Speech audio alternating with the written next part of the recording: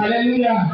Wewe unajibana ndani. Wewe wasadiba. Kazi unafikiri ndio unapenda chakula ni bure. Ni maana kuishi na Mungu ni bure. Ni maana inahitaji tu imani kidogo. Yego omwe kiuni na sehemu moja. Yesu zingine atamsaidia yeye. Ndio kutetea. Bwana asifiwe.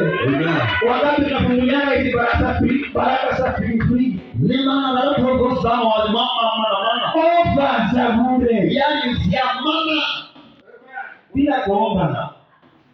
bila kuomba hata kuoya usiku hatujafanya tena hatujafanya hata kusikiliza neno anapenda bwana ni kuingia tu ni kulika unachukua kosa unaongoje tu hata kama hujaomba anaomba